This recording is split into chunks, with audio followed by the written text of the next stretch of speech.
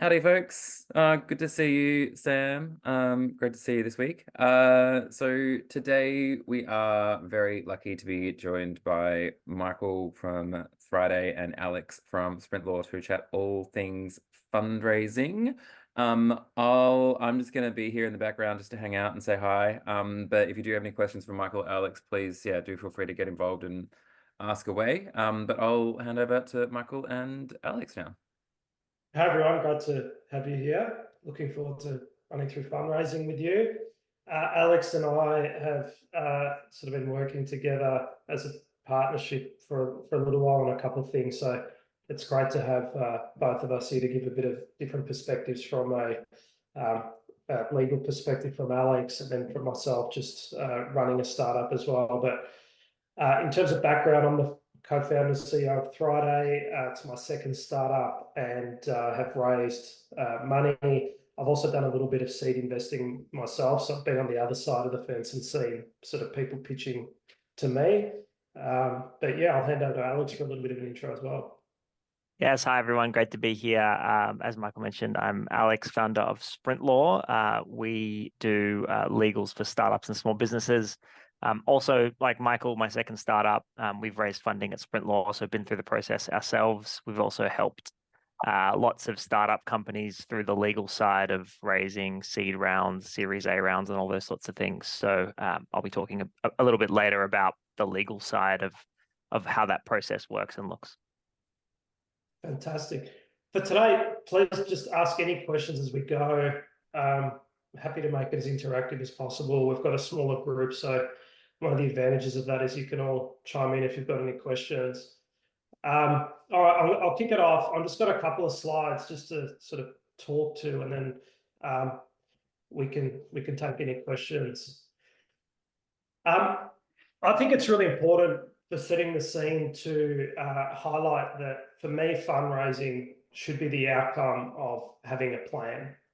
And why that's important is I see a lot of people pursue a fundraising strategy without actually understanding what they need it for, who the right investors are, what's the right timing to do it, and exactly what they're going to do with that money. And all these things are so critical, because if you make the wrong choices through those different parts of the process, you can end up with money that you don't need and dilution that you don't want, and perhaps investors that perhaps create a negative environment for the business. And often when I'm speaking to early stage startups, I say to them, only start speaking to people once you've worked through knowing what you're going to do with all these different things, so that you can talk confidently to prospective investors, but also pick the right ones to chat to based on your needs, because you can also burn a lot of time speaking to investors that are never going to invest in your type of business, or they're just not the type of investors that you want backing you as well. So before you even think about fundraising, and I know the whole the material and the support that LaunchVic provide generally, but you want to sort of work through these things, and you want to understand what you're doing through user research, market analysis, building a wait list if you can.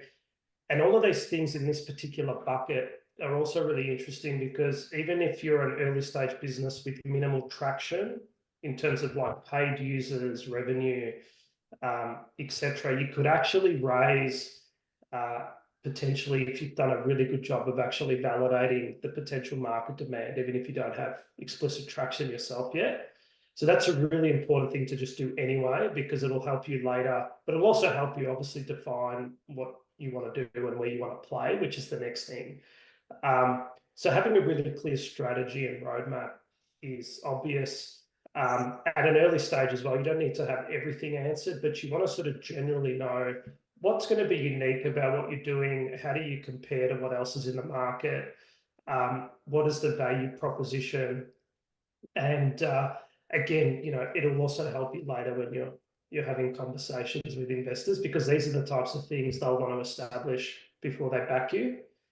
The team's really important in terms of the size, the composition, the cost of it. And then that links into the budget and timeline. So based on 1, 2, and 3 here, what are you actually going to use this money for, and how long will it give you as a runway? What's your forecast based on the research you've done? So with that research you've done up front, you can perhaps answer the price point that you're going to charge, what people are paying today, percentage of people that may want this product in the market, and all of that will start to help you solidify, like, this is how much money I think we can make, and this is the market size. And then, this is what we're doing, and this is what we need the money to do. So like the cost of the team and what you're actually going to build out with that money that you raise. Now, everyone's got different expectations about what a business plan is. So for some of you on this call, you might be thinking of like a 50-page document. For others, you might be thinking of 10 slides. And to be honest, in my opinion, it doesn't specifically matter what it is. But what I think is important is having a shared understanding within your business about what exactly you're going to do, and putting it somewhere. And I've seen all manner of different formats. And again, I don't think it's that important, but what is important is having something that you can point to and talk to, and ultimately give you the comfort to talk confidently when you're pitching and speaking to VCs, because you've done the groundwork, right? It's like you wouldn't go and run a marathon without doing all the prep and training. You're just going to fail. And to that extent, I think it's really important you build all this out before you even start speaking to prospective investors. Is there any questions, extra clarity that people would like about this particular, like the starting point in my mind of raising? Okay. All right, now I want to actually sort of go through some really key questions that are often overlooked in the early stages. I think for some people entering startup land, the perception is that you need to raise money. And the first thing to note is you don't. Depending on your business, depending on your needs, you may not need to raise money. And I'll give you an example specifically that I went through. So my first startup was a marketplace. So people could list parking spaces on there, and people could book parking. We didn't have any significant technology costs up front. We didn't have any significant advertising costs. We didn't have any significant costs in terms of what the product or solution was. The people provided the parking, and the people booked the parking on the platform. So we were able to build a relatively simple MVP within a few months for like a few $1,000s to start showing some traction. And then over time, over that sort of first 6 to 9 month period, as we were working through our strategy and plan, we actually came to the conclusion that we didn't need a huge amount of money to get that business off the ground. So raising funds would not be necessary or ideal. And I'd encourage all of you to consider that, because obviously if you can maintain control of the business for as long as possible, it can be really advantageous to you. Now, on the other hand, when I started Thriday, when we mapped out the plan, we looked at the team, insurance, legal costs, how long it would take to bring the product to market, and the complexity involved. It was a very different business, and we could not launch Thriday without raising funds. Like, it just wasn't possible. So that became the plan, and then it was about, how much do we need, and all the questions I'm going to go through here. But the first thing to decide is actually for your type of business what makes sense. And I guess a nuance to that is, and I'll cover it later, but is, if you do need money as well, when do you need it? So that you can, make that call and do it in a smart way. It also goes without saying that raising money is a significant amount of effort, which can be a huge drain on your time and actually the progress of the business. I've seen many early stage startups where the two founders perhaps are spending so much time on raising money, and they've only got a team of 3 or 4 people, that basically the business stalls in terms of actual momentum and progress in that early stage. So that's another key consideration when you're thinking this through. The next thing is, how much do you need? And I would encourage all of you, even if you're not a whiz in Excel, to really invest the time in building out a detailed financial model. because you'll need to show that you understand the numbers, because all VCs worth their weight or investors worth their weight will want to probe this and understand what the potential unit economics of the business are.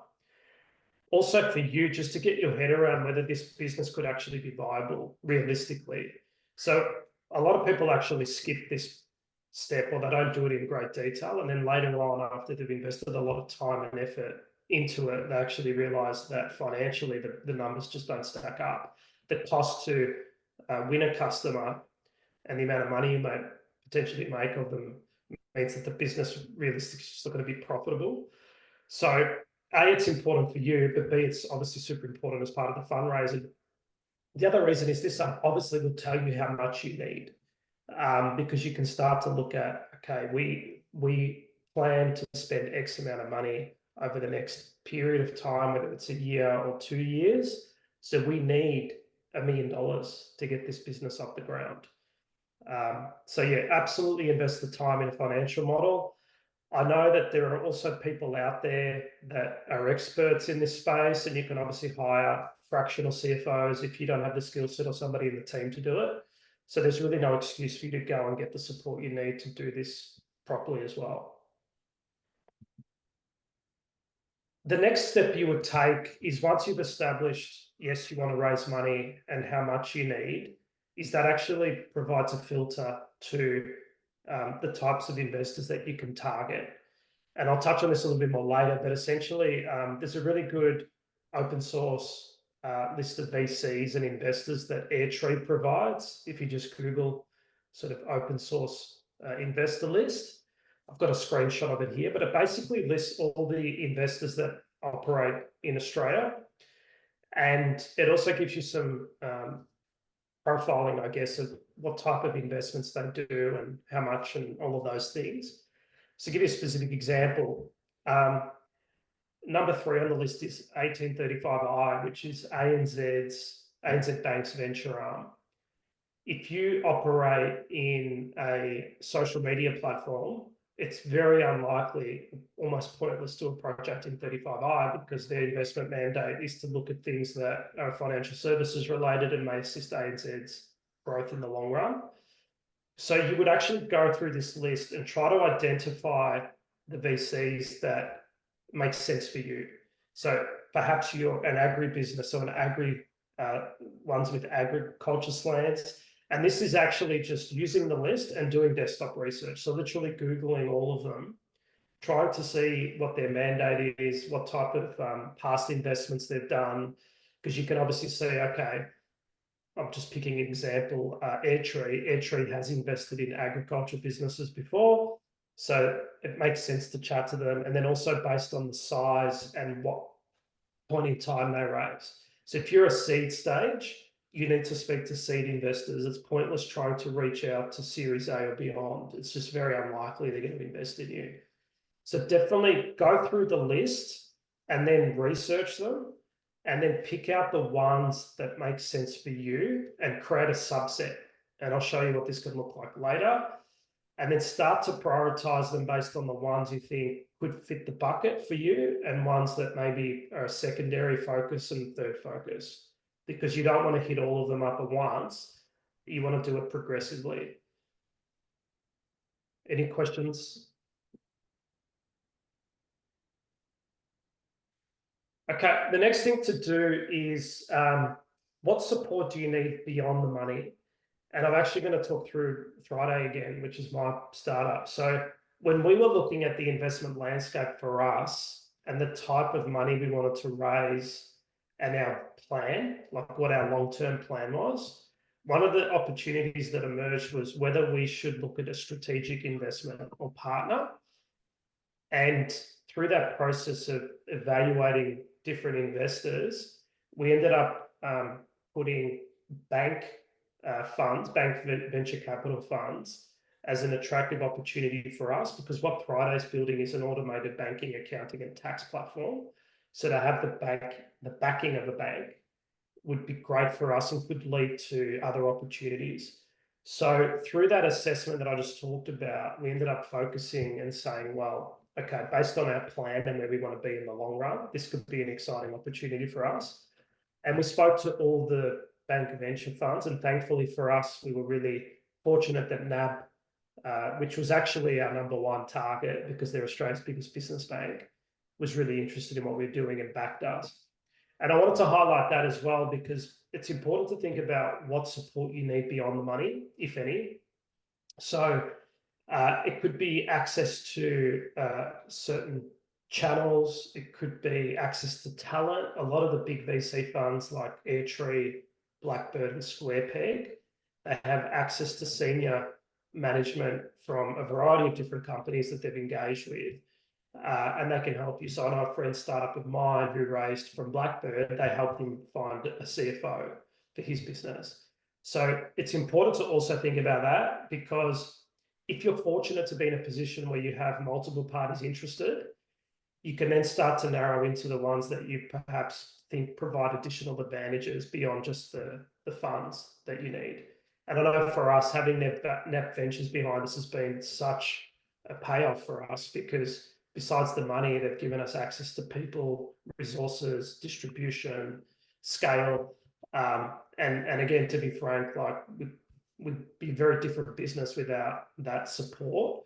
So from that perspective, like it pays off to think strategically, like to have your plan, know where you want to go, and then try to identify the investors that can help you get there. Alex, as well, if you want to, please feel free to chime in if there's anything you want to add before we get to your bit. Any questions so far again? So I'll go through the other points on this slide in a second, but yeah, the key then thing is, once you've decided on all of that, is who you're going to approach.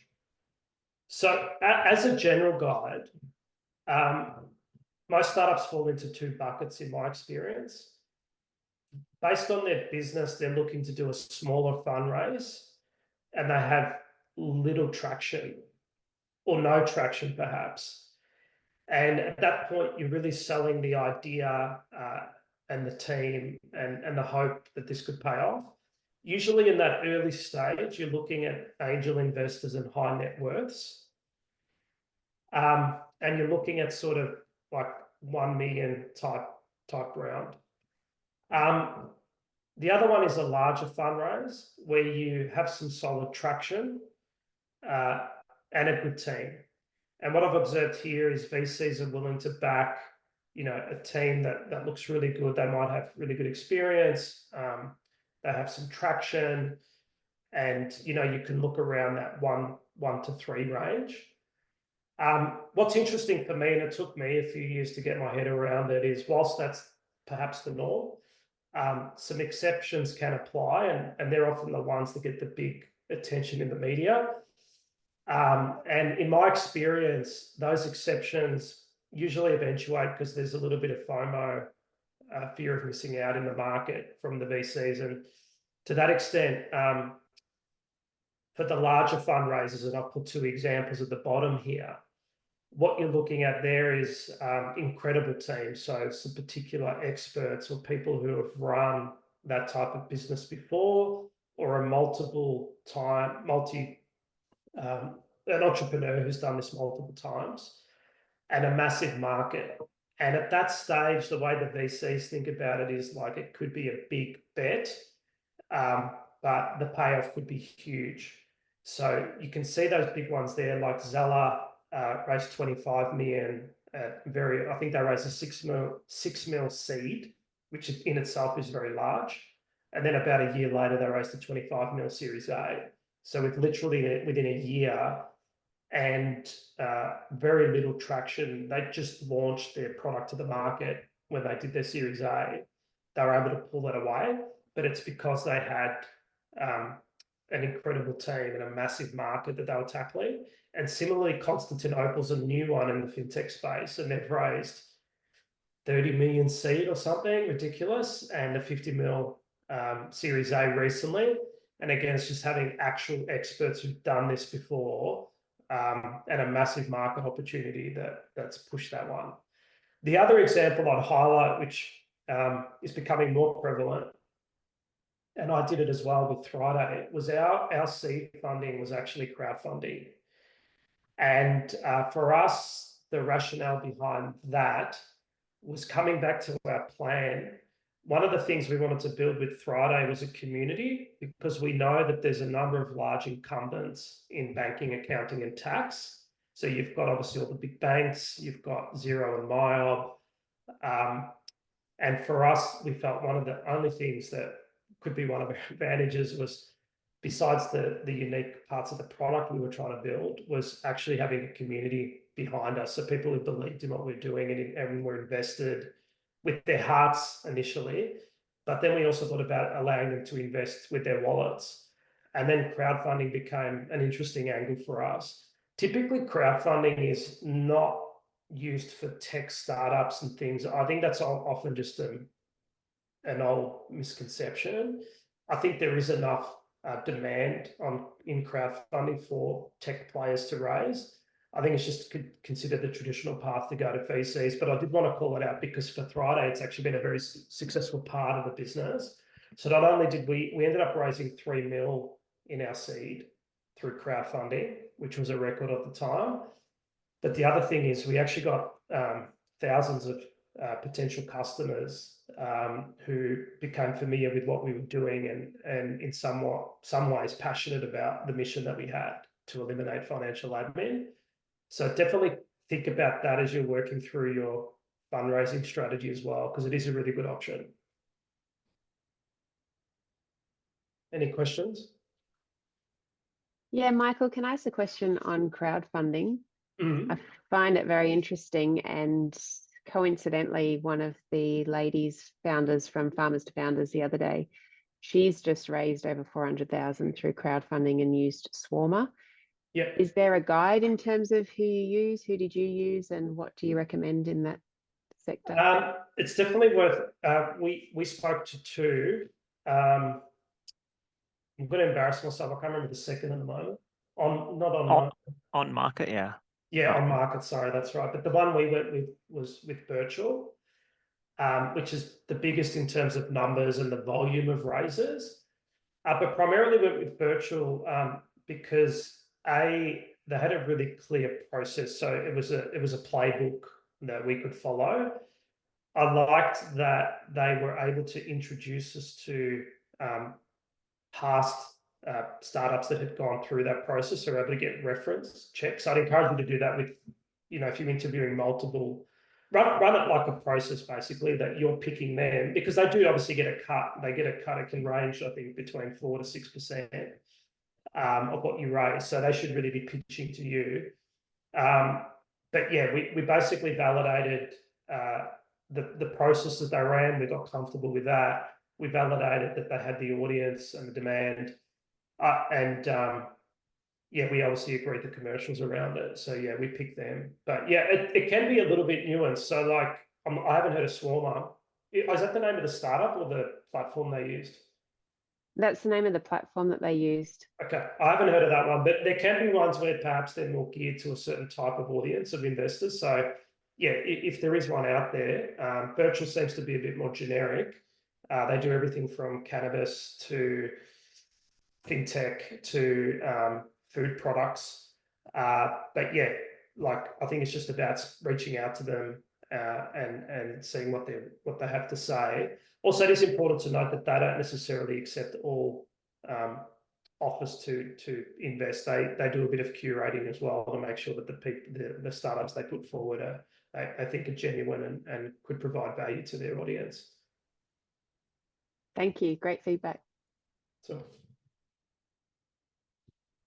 Okay, and then I thought it'd be great because I know when I did this the first time, it was a little bit confusing, but I actually had a mentor of mine who'd raised money, and it was really interesting to see because I saw the nitty-gritty of what you need to do and how you do it. I'm hoping I can parlay some of that in the next 5 minutes. First thing is, you only get one shot. So put your best foot forward. If you go and speak to an investor, obviously first impressions count. So if you don't impress them to some extent, you're really going to break your chances with that investor or VC. So I think the things you should do are create a detailed data room. I'm going to show an example in a second. Prepare and prioritize the list of target investors based on your assessment of fit. So all those things that I showed you earlier, how much, what else do you need outside of money? All those different things. Answer those questions, know what you prefer, and then create a target list. Then establish through LinkedIn if you have any connections with that investor or VC, or if any of your connections do, so that you can get ideally a warm introduction. Surprisingly, cold outreach does work, so I would not avoid it. But obviously a warm introduction is better. I'd also have a think about, for your business, interestingly, and this is another nuance, what makes sense for you when you speak to an investor? Is it best to do a pitch, or is it best to try to get a coffee or something, right? And there are pros and cons to both. For me, the coffee and a chat type meetup is really good for like early stage, and you perhaps don't have much traction. And the reason there is that you're starting to build a rapport, and it's more about whether they like you and want to back you as a person. So having a coffee and just getting to know you can be a nice way to open that door. If you're a little bit more established, like you've got a bit of a team, you've got a bit of traction, you sort of know what you're doing, probably heading straight into a pitch type session can be the most effective. Also to note, if you haven't pitched before, I know in my mind, I had this impression that like I would be in front of a room of like 20 people pitching. It's not like that. It's usually just a couple of people in the room, and it's more of a chat. You'll have your slides or material, but it's not that like formal type thing. That can come later, because sometimes you'll need to present to the investment committee, but generally in the early stages, it's more like a conversation in a room. Once you've got your warm introductions or cold outreach, have some emails prepared, and your email should just have a little short summary of some highlights. So you might say, we're tackling a $1 billion market. We have a team of experts who have done X, Y, and Z. Please find attached my 1 to 2 page investor memo. I think my preference or my strong recommendation is to have something attached to the first email, just so they can get a little bit of a sense of what this business is. One key thing I learned, which you have to do, is definitely start with your lower priority investors first. So once you've created a list of targets, sort of maybe group them into 2 or 3 buckets and say, okay, this is the ones I'd love to raise from. It makes a lot of sense for my business to raise from them. Then maybe you have a tier 2, and then you have ones that are like a lower priority. So maybe they don't quite fit the criteria of what you're looking for or what you need. Start with the lower priority ones first, because no matter how prepared you are, the first few times you do your pitch, you will learn a lot, and you will see some of the questions they ask, maybe some of the gaps in your pitch. And you don't want to be doing that refinement in your first session with like the target VC, because it's probably not going to be your best pitch. It's like your first product is not your best product, right? Like your first version of what you do is not your best. So definitely prioritize the list and try to get some sessions in front of the lower priority ones first, so that you can refine it before you speak to the ones you really want. And run it like a sales process. I'll show you how to, but like you maintain a list of like where things are at with all of them, follow up, show intent, and just make it happen. You need to push. No one's going to just come and write a check. I again, the first time around, I just had these sort of daydreams in my head that, you speak to a few and they're all running to invest in your business, like in the movies. Those things happen, but it's very exceptional. Normally it's you hustling around, making it happen. Okay, so this is, in addition to running a couple of startups, I mentioned to you, I did a little bit of seed investing, but I've also been an advisor to a couple of funds. And one of them is called Scalata Ventures, which is a good actually early stage fund to consider. And I think they're connected with LaunchVic and the Victorian startup ecosystem really well. But with Scalata, we actually developed a sort of list of things that we were expecting to see from the people that were presenting to us in a data room. And I can share these slides, Josh, with everybody, but basically this is the list. And it's broken down into, there's some key financial documents you should have ready, financial model, your past financial statements if you've been spending some money already. If you've applied for an R&D grant, that should be clear. Then you go into your growth, which is around how you're actually going to grow this business. Do you have a marketing strategy? Do you have some growth targets? So, for example, if you're an e-commerce business, you'd want to actually show, okay, we've looked at the trends for this particular product online. We can see that there's 30,000 people searching for it each month.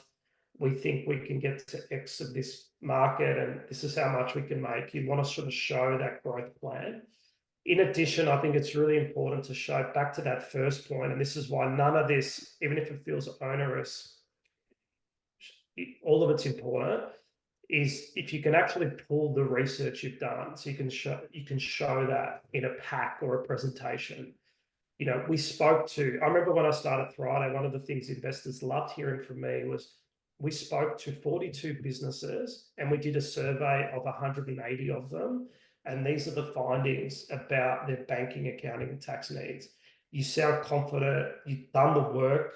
Like, it's obviously impressive to people that you put all that together. You'll then go into the people section. So anything about your existing team, like your org chart, job descriptions. I like to see a little summary of the leadership team. So their backgrounds, what their experiences are. That can just be a little one-page summary or bullet point list or something. Then you get into product. So what your product roadmap is, pricing, competitor evaluation is really important. Again, if you remember that first slide, as part of your business plan, you should be doing a competitor analysis. So showing like, this is what our competitors are doing and this is how we're going to be different is really compelling. Personas, if you can draft a list of personas. And interestingly, for Thriday, we originally drafted some personas on an assumption, and largely they've all been correct. We thought tradies would use the product, consultants, creatives, and gig workers. And I think we had another one, but 4 of the 5 that we put have actually eventuated. So I think that research we did was fruitful for us. Technology, your governance things, so just your company constitution. I know Alex will probably touch on a bit of this later, all the things you might need from a legal standpoint as well, and then the way you go. And the best way to do it is there's a few tools. I don't propose you need to buy a tool to do this. I just used a Google Drive, and I just had a folder for each document. And I just had a summary like this. Okay, this is the folder that has this document in it. And you just open up access to the investors. Now, typically speaking, and this is this slide, the process is that there's usually roughly like 5 or 6 stages. So you'll have an introduction session, you do a pitch, you'll send them your little investment memo. You'll agree an NDA, which may be optional depending on the investor. Some of them don't want to sign one. I found in our case, they all did. We were able to sort of articulate that for us. There was a lot of information in here that we didn't want to get exposed on. And then you'll give them access to the data room, which is what I just showed you. And then there'll be some sort of final decision process and negotiation. And the reason I shared this was this little table was to show you how you can track it. So once you've got your list of target VCs, put them in a spreadsheet or put them into something, map out the stages like I have, and then you just track them through. So you go, okay, I've done this with this one, I'm at this stage with this one, and obviously you're trying to push them all through the stages, ideally at a similar time frame, so that you've got some competitive tension. So yeah, that's it from me. I don't know if there's any other questions.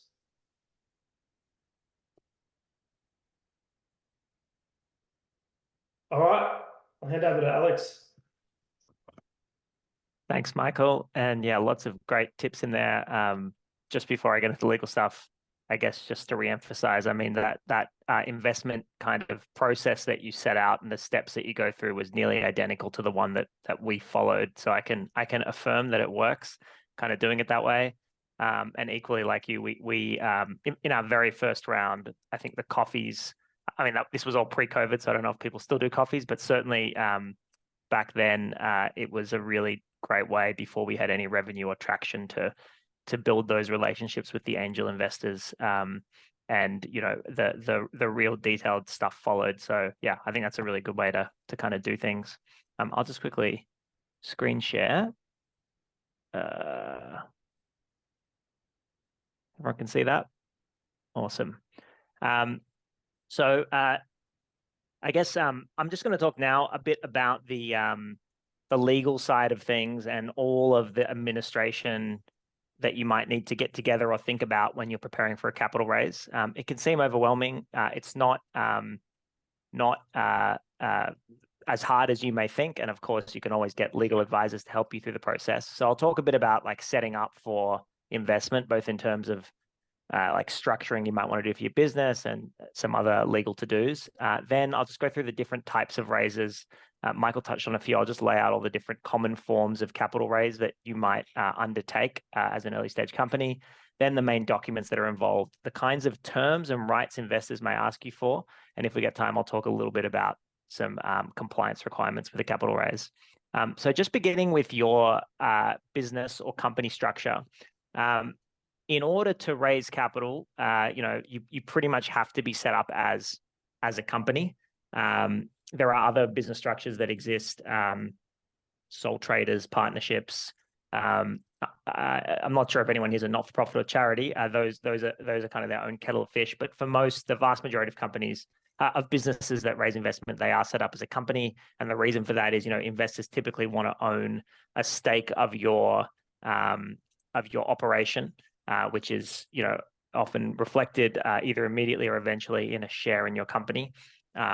So the simplest form of business structure is on the left of the screen. You can just have a single company structure. And a lot of businesses will, you know, set up a company to operate the business. Companies have shareholders who are kind of like the owners of the company, and then directors who are like, I guess, the arms or the brain of the company. The company is, I guess you could think of a fictional legal person. It has its own bank account. You know, it goes out and does business. It's separate from you, the business owner, who has your personal life and personal assets. And then those two kind of actors that are involved, the shareholders and directors are I guess, like the body and the mind of the company. So what you'll be doing when you raise investment, and again, depends on what form of investment you raise, oftentimes you'll be giving ownership of the shares, so a bit of ownership of that fictional person, to investors. And you can see on screen, we have an example of a two-founder company, which is owned by, you know, founder one, founder two, and investors. So that's kind of how it works. And all of the business assets, the IP, the cash, the bank account, the employees, the contracts can sit in that company. The big advantage, of course, of a company is that you have what's called limited liability. And because it's a fictional legal person, it means that if something goes wrong in the business collapses, you know, you get sued by a potential customer.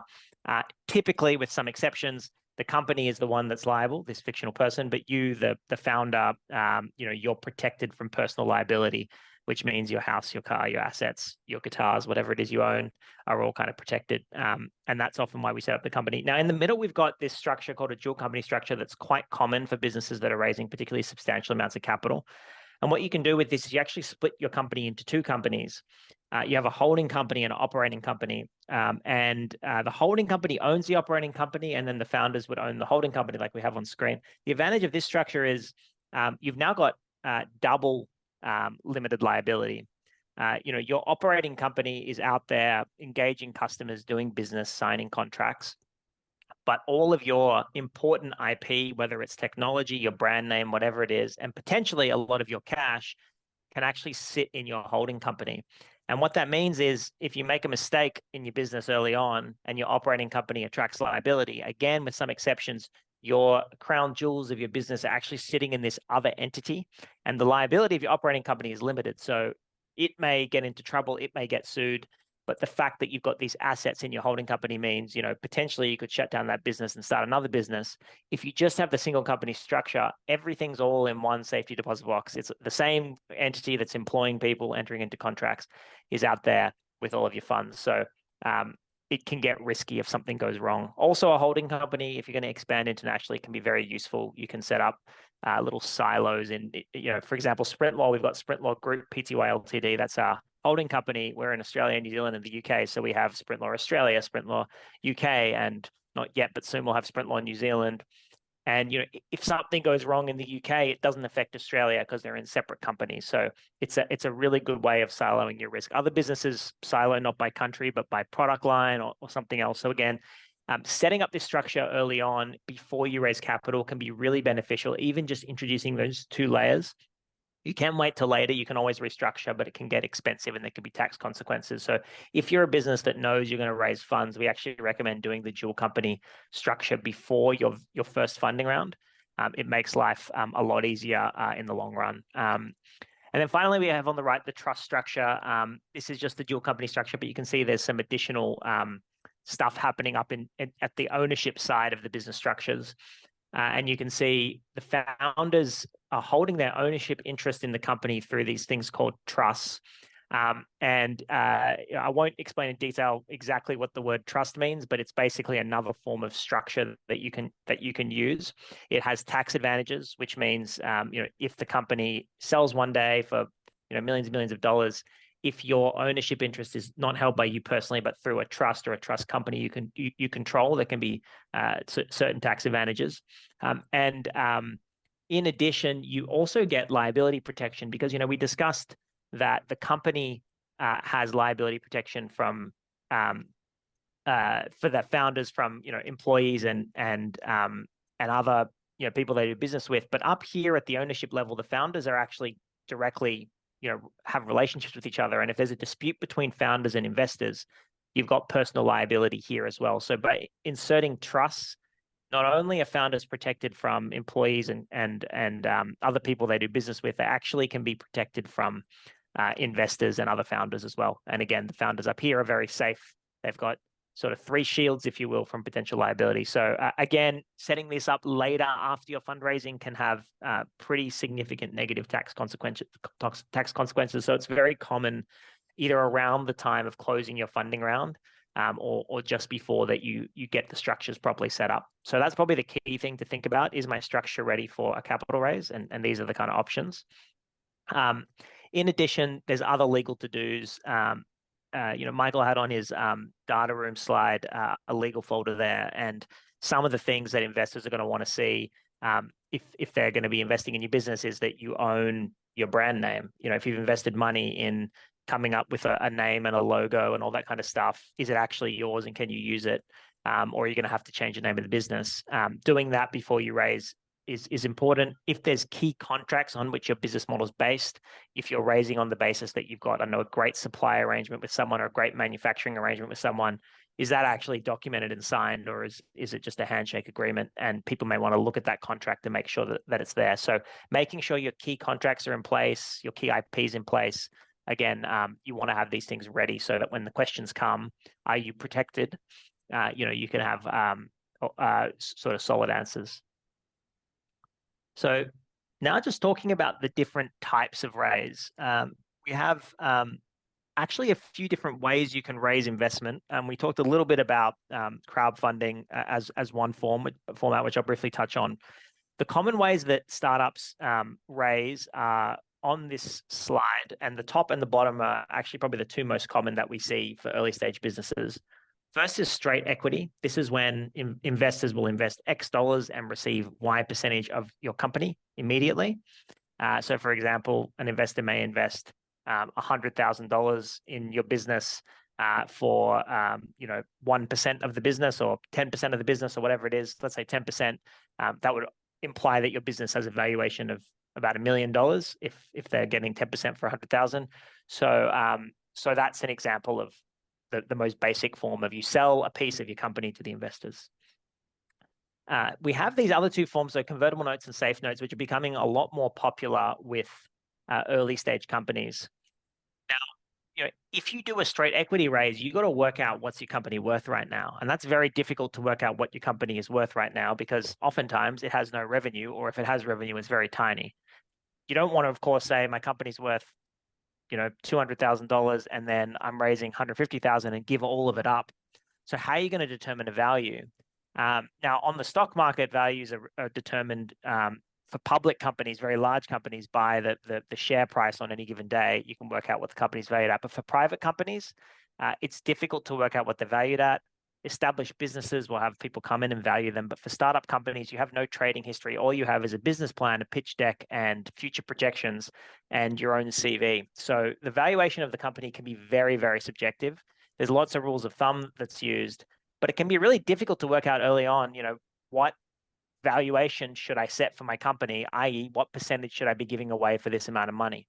And oftentimes founders just come to a number, sanity check it with investors, and hopefully they can find people willing to invest 100,000 for 1% or 10% or whatever it is, on the basis that the investor thinks the company is going to blow up and they'll get 10 times return if the company's sold. But because it's very difficult to set a valuation, these two other forms of fundraising, convertibles and safes, can be really useful, because what you do, instead of setting a percentage, a fixed percentage that the investor is going to get, you say, look, I don't know exactly what this company's worth right now, but what I'm going to do is I'm going to give you an early bird discount. And this is particularly useful with, let's say, angel investors. So people are investing very, very early. So I'm going to give you an early bird discount. So maybe in 1-2 years' time, I'm going to find a bigger fund who's going to come in, invest in the business. And with them, we'll work out what the valuation of this company should be. And by then, I'll have a couple of years track record to know what the company will be. Prior to that, you can just put in some money and I'll give you a 10%, let's say, discount on whatever price is paid per share, of those by those future investors. So if they pay $1 a share, you'll pay 90 cents a share. So you'll get a little bit more percentage than you would have if we raised right now. And that saves you having to necessarily set a valuation. Instead, you just are giving a discount and you're getting some funds in. So particularly the bottom form, the safe note, convertible note are very similar. The only difference is the convertible note has interest on it. So the investor will invest at, let's say, a 10% discount. If you then, if they put in 100,000, you might set an interest rate of 5%. So if you take 2 years, their 100K has become 110K, and then they're getting a discount on that 110K. Safe notes are simpler. There's no concept of interest. So someone just puts in, let's say, 100,000, they might get a 10% discount. And those are really the two main terms. You don't have to worry too much about what percentage they're getting, share ownership, and all those sorts of things. So we are definitely seeing the safe note be, I would say, the most common form of fundraising, most common fundraising instrument used at the moment for early stage companies, because setting a valuation can be challenging. And they're also very simple documents. They're about 3 pages long and really make it quite simple to fundraise. So definitely something to think about. You may not have to use a straight equity yet, particularly if you're getting angel investors on board. You may be able to use these safe or convertible note instruments. So in addition to the safe notes, convertible notes, and equity forms of fundraising, there are other funding sources. Michael, I think, posed a really great question. Do you even need funding is an important question to ask. A lot of businesses think they need funding, or they just assume it's part of starting a startup company is that you need to raise funding. But, if you can avoid it, I think many people who have been down the path of raising it would say, if your business model doesn't need this, really give it a go without, or ideally, if possible, go as long as you can without the funding, so you can build a little bit of traction, and when you take it, you'll be in a much better position to raise. So that is a very important question to ask. And as part of that, maybe you need large amounts of funding, maybe you need no funding, maybe you need a little funding. There are other sources. There's grants, of course, that you can get. There's a ton of state and federal grants that may be able to give you that little bit of money you need just to get started. You won't have to give up a percentage of the company. It might be more efficient. So definitely consider that. There's debt. If your business model supports the potential of repaying some small amount of money, and you only need 10, 20,000, maybe you can get a loan. And instead of going through the process of trying to convince someone to own a percentage of a company, you can just get a loan at an interest rate. And lenders typically don't require as much due diligence on your company because they don't need to know whether the company will succeed or not. They just need to know, are they likely to get repaid? And certainly for Sprintlaw, our very first funding that we ever did was just a private loan from some family and friends. We just said, oh, look, we're going to do some marketing. We're going to make returns within 6 months. Can you just give us 30,000? And we're just going to start with that. We'll use it to build out the website and so on. And it was very easy to do, and it gave us that initial traction. So don't discount debt. Of course, if you can't repay it, then don't take it because you'll find yourself in trouble.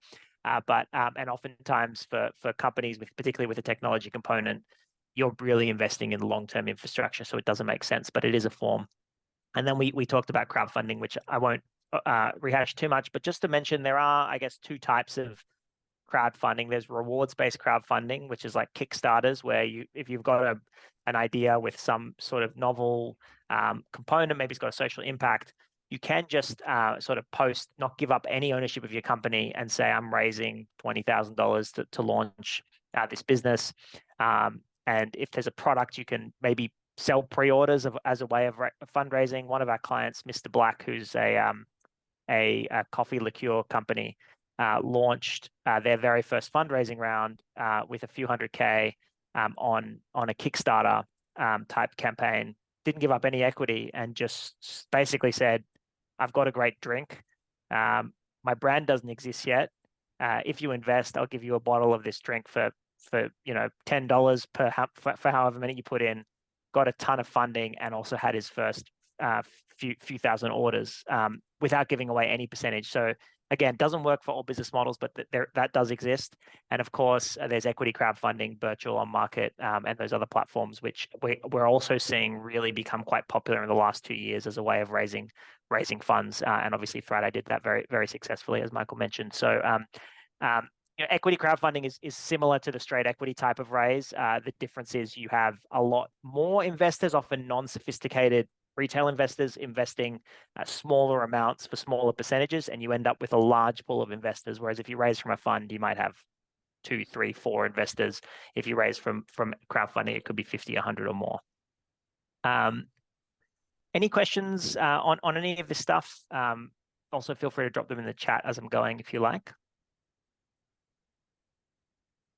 Okay, all good. Now, just to talk quickly about the legal documents. Once you have decided whether you're doing a straight equity raise, an equity crowdfunding raise, a debt, whatever form you choose, there's different kinds of legal docs that you'll need. As I mentioned, that safe note is actually the simplest because for the investment, there is one document called a safe note and nothing else. So it really is the simplest way from a legal perspective to get the funds in. If you raise equity or you're running a funding round, typically you'll start with what's called a term sheet. It's like a 1-pager, 1 to 2-pager that summarizes all of the terms of the deal. So it'll say, I'm giving 5% of my company for X dollars. As an investor, you'll get XYZ rights, and here's the timeline. You must let me know by X date. And that can kind of accompany that process that you're running. You've got your business plan, you've got your materials all together, and you have this, if you like, 1 to 2-page summary of what the deal terms are going to be that you're sharing with investors during the pitching process. You may not need lawyers for these. It can be good to get a lawyer to help you draft one, but it's quite straightforward. And it's not, if someone signs this document, that doesn't mean that they're investing. It just means it's like an expression of interest in your funding round. And then, towards the end, you do all of the other legal documents. So oftentimes when clients contact us and say, I want to kick off a funding round, we'll say, have you got your pitch deck and everything together. Yes. Have you got your investors yet? No, we just want to know what we need. We'll say, okay, well, at this stage, probably all you need is a term sheet, and you can go out and use that. And then you come back to the lawyers at the end of the process once you've locked in your investors who've signed these term sheets, and then we commence the process of doing all of the complicated legal documents, if that makes sense. So term sheet towards the beginning, pretty much everything else towards the end, just as you're finalizing it. The other kinds of documents are shareholders agreements and constitutions. This is a document which sets out the relationship between you and your investors. What rights do they have? Do you have to update them every month? Can they veto certain decisions, or is it all in the founder's control?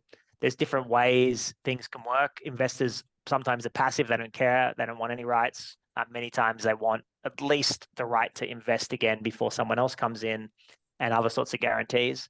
So those are important relationship documents that you need to have with your investors.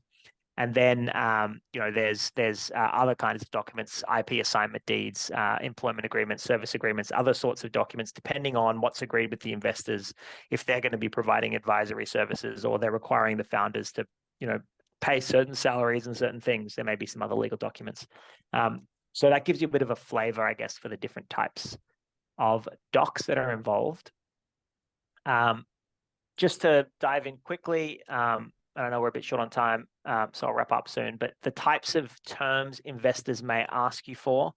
As I said, some investors may be passive, but oftentimes, particularly with funds that invest, they do want certain rights.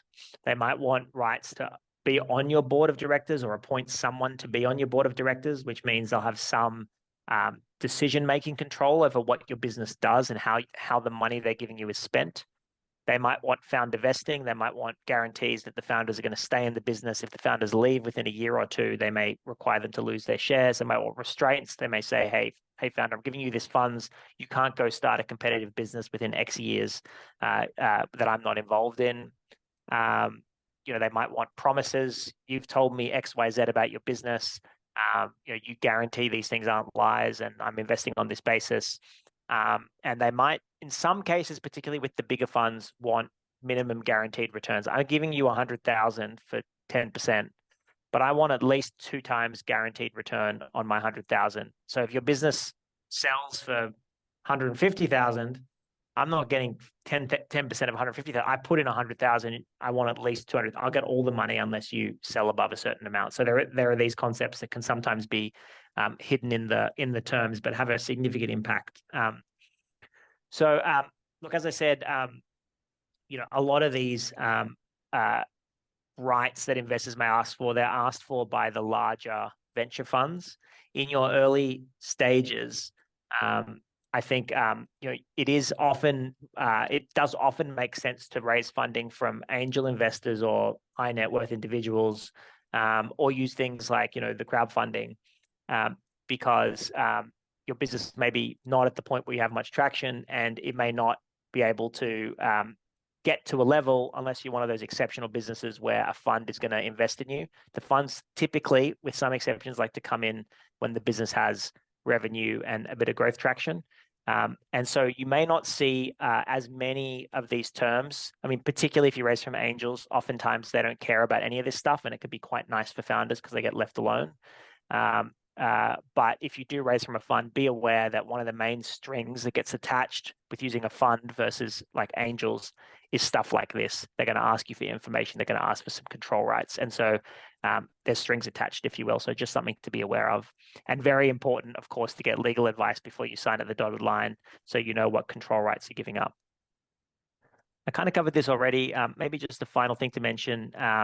There are some laws in Australia about who you raise from. If you're raising from individuals, family and friends, you've got to make sure that the amount you raise from the family and friends or from individuals meets one of the tests under the Corporations Act for a permissible raise. Otherwise, you may need what's called a disclosure document, which no one wants to do. So there's caps on the amount you can raise from family and friends, unless they're what's called sophisticated investors. You can only raise, for example, from 20 people in under 12 months, less than 2 mil. There's about 6 or 7 exceptions to in the Corporations Act that allow you to conduct these small scale raises without worrying too much about compliance requirements. but it is just something you want to be sure of. You don't want to sign up 20 angel investors for $5 million without checking, because you may breach one of these rules.